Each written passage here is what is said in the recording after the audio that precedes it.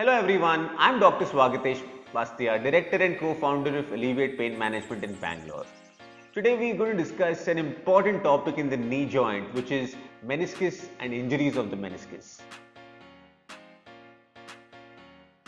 So first look at where the menisci are rather.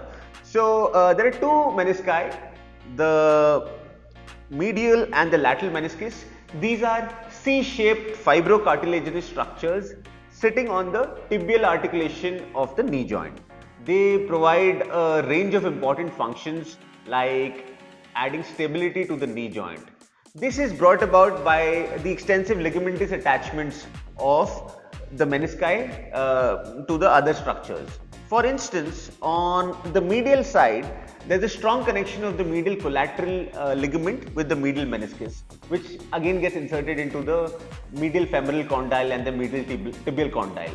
This together substantially increases the strength of the medial aspect of the knee joint.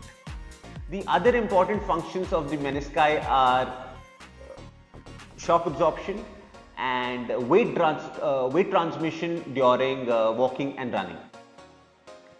It also brings about nutrition of the articular cartilage by diffusion of the synovial fluid. This is very important because the articular cartilage is relatively avascular to go with. Now, the patient typically experiences pain at the time of injury, and many a times it is associated with an audible click or pop.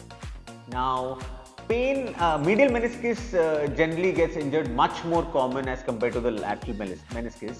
And in terms of medial meniscus injuries, patients usually complain of point tenderness or point pain over the medial joint line. So I'll just show it to you.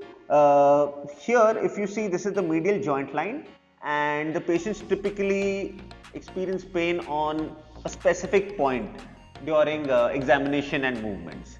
Whereas in lateral meniscus injuries, the pain would be more pronounced on the lateral joint line over here. Sometimes it is after the initial insult, there might be obvious swelling, but as the time goes by, patients experience sometimes clicking noises in the knee when the meniscus gets trapped, as well as it can bring about, large tears can bring about locking of the knee, which is a strong indication of a meniscal injury. Then people can experience varying degrees of pain while using stairs as well, as this is a common occurrence seen with meniscal injuries.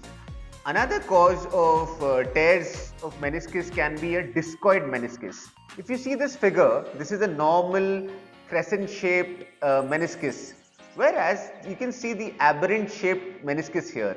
This is known as a discoid meniscus, and it sometimes can be an accidental finding on MRI, commonly seen in adolescents, which shows up with snapping on extension of the knee. MRI is the gold standard investigation to diagnose pathology of the meniscus. When it comes to the treatment, if we go back and see in the 1900s and the 2000s, there were a lot of meniscectomies being done for meniscal injuries. But what the surgeons realized after a few years of doing these surgeries is that the patients, a vast majority of patients were reporting persistent pain, discomfort, and early degeneration into the knee joint. So this clearly showed that meniscectomy was predisposing individuals to the degenerative cascade of arthritis. Hence, on the surgical front, the focus has shifted more towards the meniscal repair and meniscal allograft transplantation. But here it is very important to understand that surgery is indicated only for a very few specific injuries, such as long bucket handle tears as well as complex tears, which will not be amenable to conservative means. In our experience at Alleviate, we can confidently say that around 80 to 85% of the meniscus injuries do not require surgery, and they should be subjected to initially conservative treatment. And if conservative treatment does not help, which is physical therapy and exercises, then we subject them to comprehensive PRP and prolotherapy. Generally, 3 to 4 sittings of comprehensive PRP and prolotherapy have shown marked improvement in the pain level as well as the function of the individuals.